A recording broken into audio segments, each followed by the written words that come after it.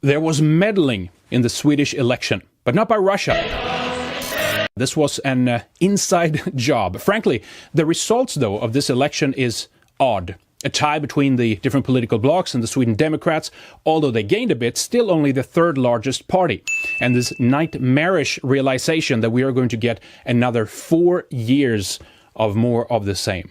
So here are some of the major factors that contributed to what I see as meddling and definitely influencing in this election.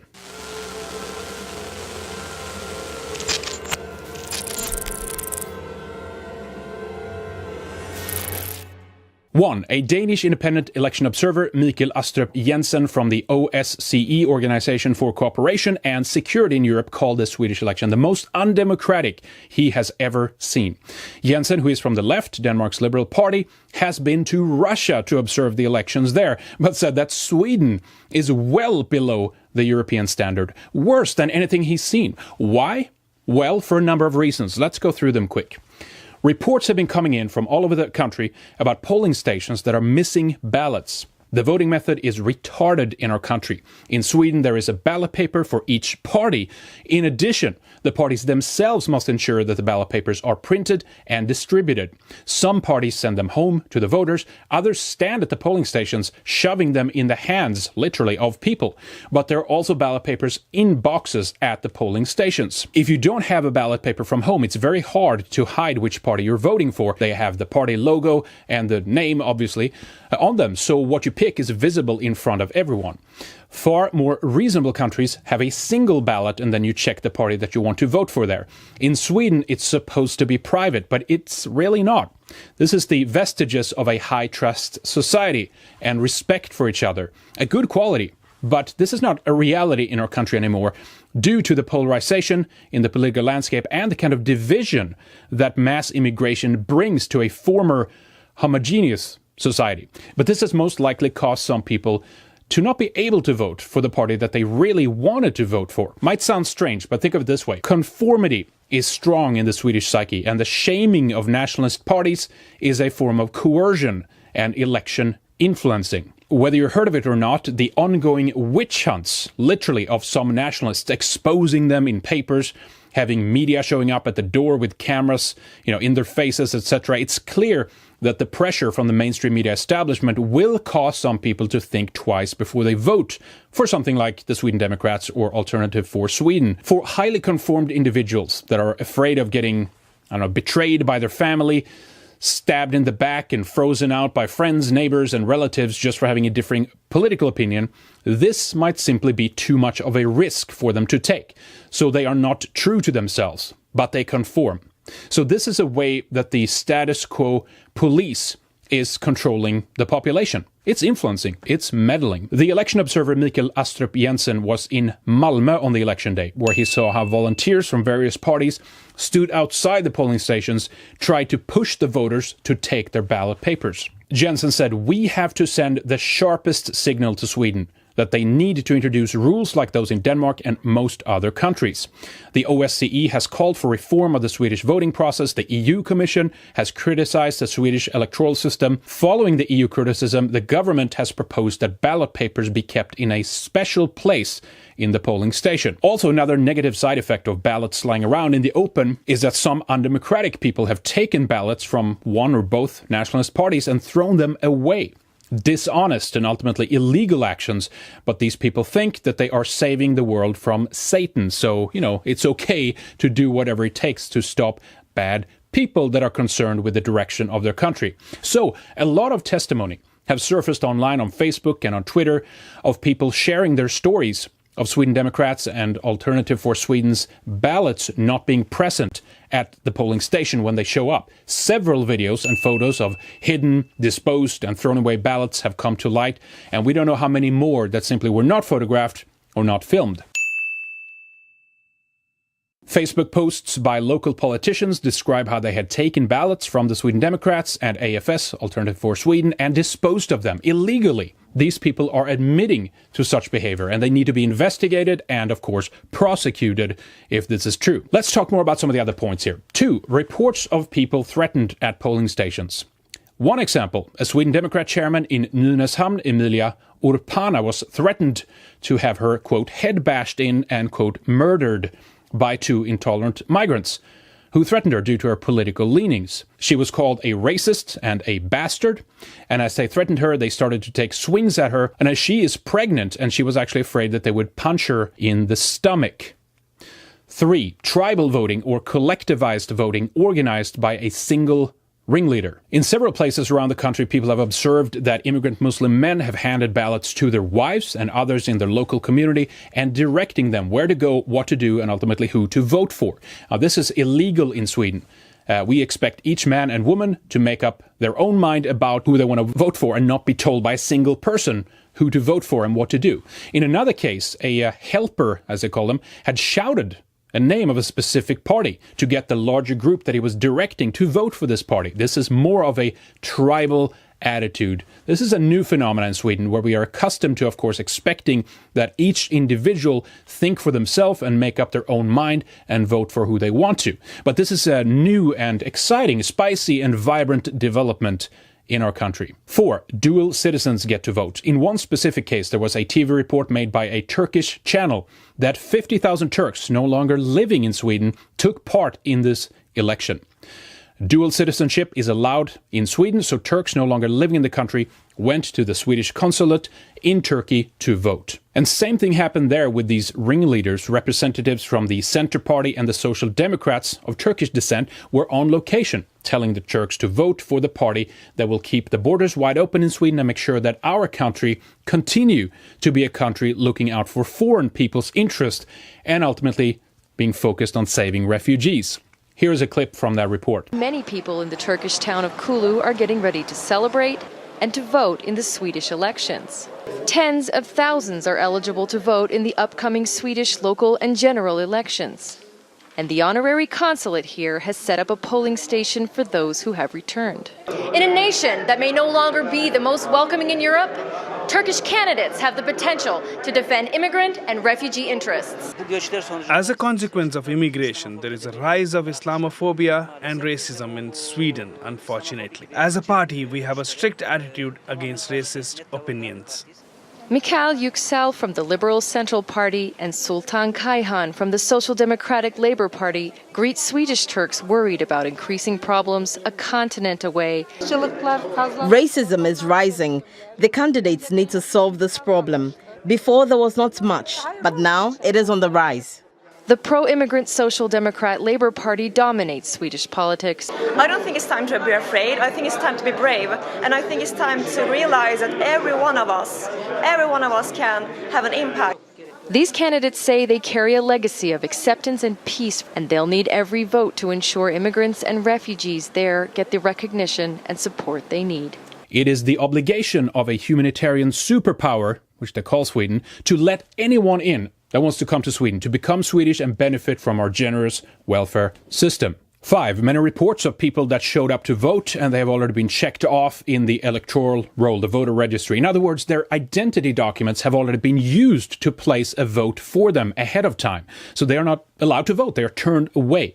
Not sure how they have done this, but enough examples have been posted to social media to be concerned that something beyond just sloppy mistakes is at work here. 6. The new Swedes that are imported into the country pretty much all voted for the Social Democrats. This was true in pretty much every predominant Muslim or immigrant majority area. These are just from some of the no-go areas that they, of course, have been trying to deny that they exist. S in these examples stand for Social Democrats, and you can see that they dominate in these areas. The Social Democrats have also released information and news in Arabic.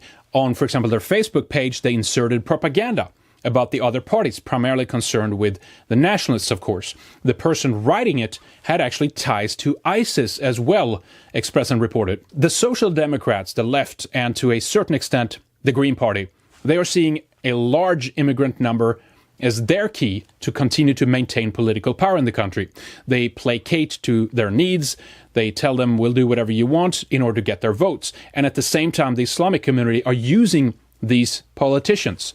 What they don't know, though, and don't think about, the socialists, is that in the long term, these new Swedes, the replacement population, if current trends continue, will use our democratic process to first displace and then replace the native Swedes. They will use the democratic system and cast votes for the socialists and the left that will keep the borders open, letting more of them in a kind of unholy alliance until the Islamic minority becomes a majority and have enough leverage due to their numbers, and then can simply switch over to an Islamic Sharia-compliant party or something like that, bypassing the long-term success of the Social Democrats and the Green Left Alliance. In effect, they are using the democratic process and the system to eventually dismantle the democratic process. Now, the socialist left think that these Muslims will ultimately become secular and join Team Homo Globus, but they won't. And it works for the socialists and the Green Left GU for now, but not in the long run. They are not going to defeat this religion with a weak ideology of liberal modernity. There's also discussion by the left now to allow asylum seekers that just have showed up in our country to be able to vote, including those that have entered in illegally into Sweden. 7. Länsstyrelsen, the county administrative board website that oversees the counting of the votes, was for, they say, safety reasons taken down during the evening as results started coming in. The election authority instead pointed people to SVT and other mainstream media news sources for incoming results. Now, what is interesting here is that no one has explained what then happened on the back end that allowed SVT or other mainstream news sources to continue being fed results and showing us these results. Was it just the front end of the site that was down? Can we see a record or a log of the counting, making sure that all of this actually went as it should have gone? But more worrying is that trends for the respective parties begun to change and alter at this point when the sites went down. For example, Sweden Democrats' results started going down significantly and Social Democrats started going up. Even val.se, the main site for the election authority, was down during an extended period. No explanation for this yet either. 8. The alternative news site Nya Dagbladet.se and newsvoice.se that both published articles with further information about the potentiality of election fraud had issues with their sites. Nya Dagbladet had their accounts terminated by the web hosting company without any notice or reason given. Newsvoice is currently back up as of right now, but then also other news sites such as friatider.se, Free Times, were also subjected to DDoS attacks. This looks like a coordinated attack to shut down dissenting views that put attention to this potential voter fraud. 9. How much did all of this put together affect the election and the outcome? We don't know. There have been no thorough investigation of this, and I doubt that there ever will be. This is democracy, Swedish style, the most open, safe, and least corrupt country in the world, they say, where war is peace and lies is truth. I know of many nationalists that usually take a far less conspiratorial route, and they tend to stay away from conspiracies, be they fact or theories, and they tend to be more prone to believe what the authorities and the establishment says, at least when it comes to the issues of elections. I don't think we should shy away from pointing fingers at the suspicious factors and at least suggest that it merits further investigation. We have nothing to lose by questioning this. If there's nothing there, we have to move on. But I would encourage further investigation. Something was not right with this election. There's enough smoke to indicate a fire, and it's not unreasonable or irrational to think that people of the liberal cult, the globalists, would do these undemocratic actions in order to, in their views, safeguard what they see as undemocratic parties, such as Sweden Democrats and Alternative for Sweden and some others. This is a moral conviction. Remember that these people are in the right no matter what. So they will do anything to stop the developments of nationalists and populist parties. Now, did this tip the scales in favor of the Social Democrats? We don't know. I don't know. I'm not claiming to know, but I don't think we should be naive and not ask for these instances to be investigated further. And if there is any sign of active fraud and intentional meddling, then the election should be declared illegitimate, and it should be done over again with better oversight. I think we should press on this issue. This should also inspire more independent organizations to pop up in the next 4 years and come in as an extra pair of eyes in the next Swedish election. Because clearly we cannot trust the volunteers to count the ballots. The process needs to be reformed, and there needs to be accountability and a way for independent organizations to verify the results and make sure that votes are not discounted or discarded or changed by volunteers sitting at the polling stations. There are stories like this that have surfaced. Another reason I think that something is off with the results is the following. After years of abuse by the political establishment, with streams of newcomers flooding illegally into our lands without us knowing who they are, where they really come from, ISIS, leading to criminality, welfare frauds, gang-related crimes, increase in murders, gang rapes. You all hear about this stuff, you guys who are into the alternative press. You guys who listen to the mainstream media, they cover this up. They lie to you. That's fake news. But you know that there's an increase in car fires and riots and organized crime, sexual harassment, and just overall trust and security in our society is going down. We have, of course, attacks on police stations, hand grenades are going off, and at the same time the police are urging women, Swedish women, not to go out alone at night. Just to mention a few of the negative consequences of total open borders, open arms policy, where we have mass movements of people coming from largely incompatible cultures into ours. I just don't see how Swedes could vote for more of this, more of the same, because that's what they did. If I'm wrong with all these signs of election meddling, then that's what they did.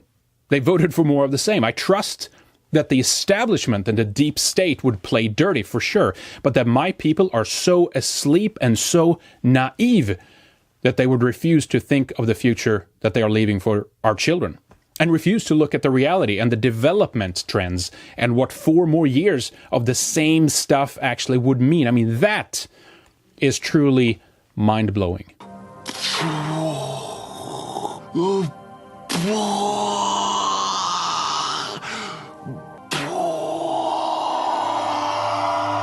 But regardless of these results, we will never give up. We will never surrender. We are right, and we will awaken the people to the evils of globalization, the plans that the elite has, and we will take back our countries.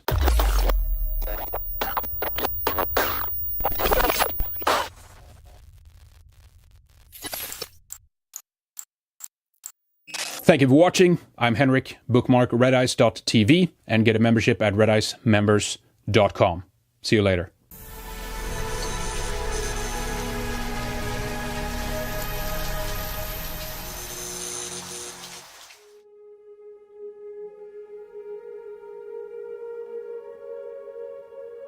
Ladies and gentlemen, in a time when virtually all social media is controlled by what seems like a single hidden hand, with certain people and alternative media outlets getting banned from multiple platforms at the same time, we need a way to bypass them and their control. Telegram. Join our Telegram group. Go to t.me/RediceTV and download the free speech app, the Pro Free Speech app, that have refused to hand over their encryption keys to governments that have requested them. This is an app that allows us to communicate directly with you. It's available both for your phone and desktop computer. So join the Redice TV Telegram group right now for announcements and updates, news and alerts when we have new content up. The app even allows us to upload content straight to it, should our YouTube channel and other social media accounts be taken down.